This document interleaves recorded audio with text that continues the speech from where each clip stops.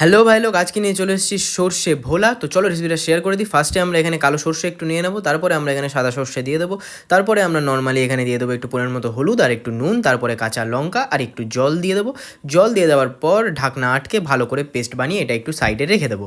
সাইডে রেখে দেওয়ার পর কড়াইতে ভালো করে তেল নিয়ে দেবে। তেলগুলো ভালো করে গরম করে নেওয়ার পর মাছগুলো আমরা ভাজতে দেবো, কারণ ভোলা মাছ খুবই নরম হয়, তাই তেলগুলো ভালো গরম করে নিয়ে ভালো করে ওলট পালট করে এরকমভাবে ভেজে নিতে হবে।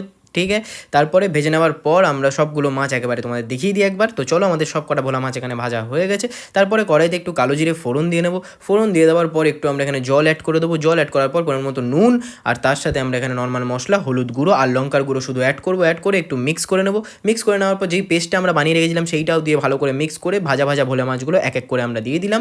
ওকে, এক এক করে দিয়ে দেওয়ার পর ভোলা মাছগুলো ভালো করে ওলট পালট করে একটু হালকা করে নেড়ে নেবো। তারপরেই সর্ষের তেল দিয়ে একটু ফুটতে দিয়ে দিলেই আর কাঁচা লঙ্কা দিয়ে দাও, ভোলা মাছের সর্ষে ইজ রেডি। সাটাও।